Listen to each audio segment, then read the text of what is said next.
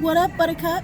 So I just have a couple of morning-ish thoughts that I wanted to put out into the YouTube sphere before I do my conference today. Me and baby Einstein are eating prior to the conference, and there's just a couple of things that I want to tell you. So a lot of people have been having the issue where for one reason or another they can't get something removed, right? And they get on the phone with whichever bureau it is, and they're told that, and I'm paraphrasing, but we do not have to give you any sort of proof whatsoever. No documentation.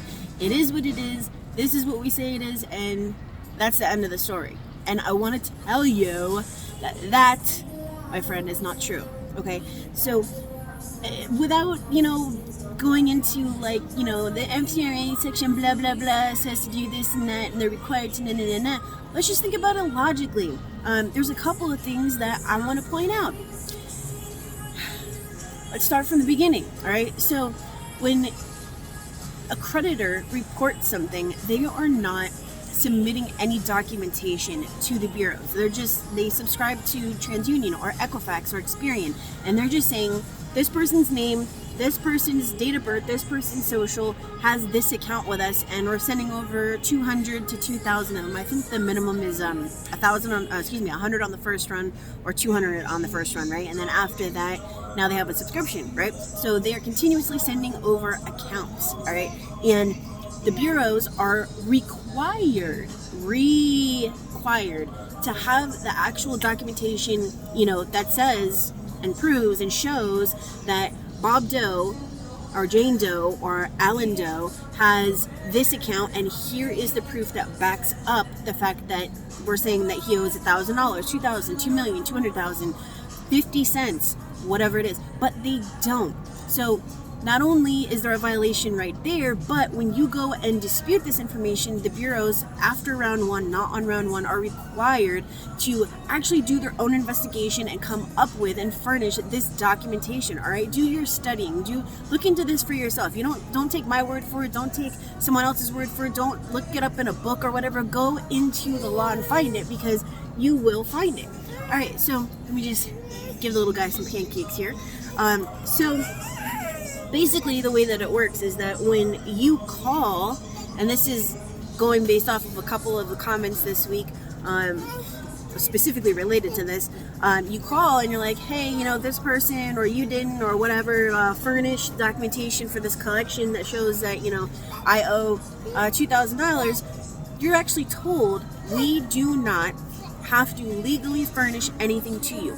Whatever it is that we say it is. That's just the way that it is, right? And you're supposed to just take them like that, face value. That's it. That's the end of the road. I'm telling you, that is not the way that it works. That is not the way that it works. I will fork you, all right? That is not the way that it works, okay? And you can kill someone with a plastic fork. You can actually kill someone with a plastic spoon. Haven't you ever watched, what is it? Movie is that? Law-abiding citizen or something? Oh, but that was an actual fork. Spoon. Knife? I don't know. So, anywho, moving right along, what I actually told... Alright, just 1 second. What I actually told these people that posted is basically that the FCRA states that they're required to go beyond the original source of information to ascertain for themselves that the account is actually reported accurately. So what that means is that when they come back and say, oh, it's verified, and you now submit round two, they are supposed to go past that creditor and do an independent investigation. What could they possibly do without going to the creditor? They have to come up with the documentation. What else are they going to do? You tell me what else they're going to do, and I'll tell you that you're wrong. The only other thing that they can possibly do is come up with the actual documentation pertaining to that account to prove one way or another that the account is accurate or inaccurate, right? So if you want to take it even a step further, and you remember, we're not sending out templates, we're not quoting direct law, we're not doing any of that. Go and look up. If you're doing your own credit, if you run a credit repair business or whatever, you're supposed to know this stuff anyways. Okay, go and look up CUSHMAN versus TransUnion from 1997, and you're going to find that TransUnion was saying that they did not have to prove anything. Once they said it was accurate and verified, that was the end of the story. Wham bam, thank you ma'am, get out of my hotel room, right? Just like that. That's it. I'm gonna pay and you're gonna go, okay? Now, as vulgar as that may seem, I'm just saying that to make a point, okay? There was no recourse or anything. However, Congress said that that is not legal because the FCRA very clearly states and means or interprets or whatever that the burden is on the creditors and the bureaus to make sure that these accounts are actually verified and reporting correctly, right? So what that means is that they can't just say it. They have to show it. So go and look up Cushman versus TransUnion from 1997. Do not quote it straight. You can actually just send a copy of it. Just that it's I don't know what page it's on. Maybe 4, 5, or 6 or something out of like 19 pages.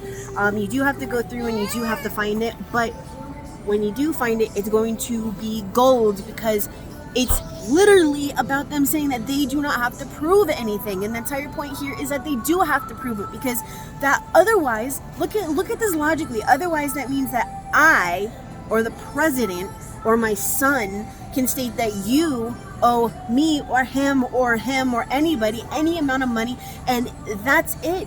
That's it. It is what it is, right? Because you have to realize that there's a conflict of interest here. I said this in the video that I just posted yesterday, which was not a new video. It's an older video, but I released it.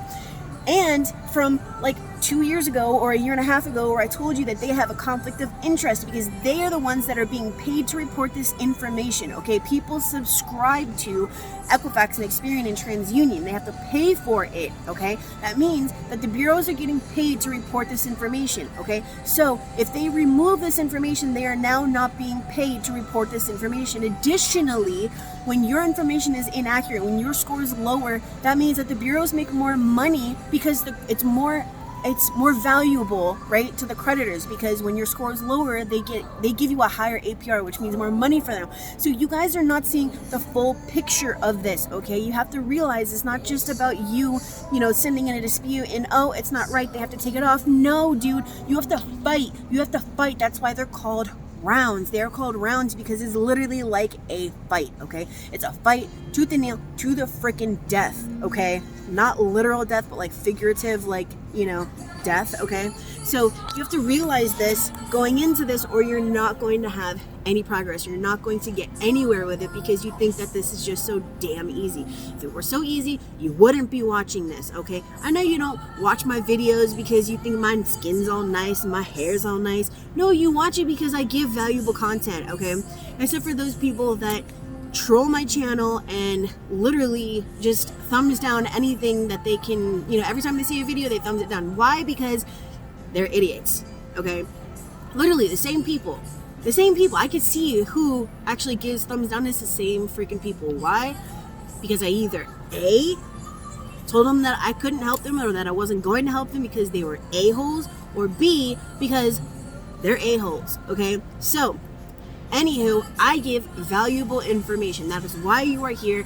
I have thousands and thousands and thousands and thousands and thousands of people that will tell you the exact same thing that you are thinking right now, that yes, this is valuable information. I did not know that, okay? And even if you did, you didn't know, okay? You didn't know this, and this all put together. 1 + 1 + 1 + 1 + 1, okay? You probably only knew 1 + 1.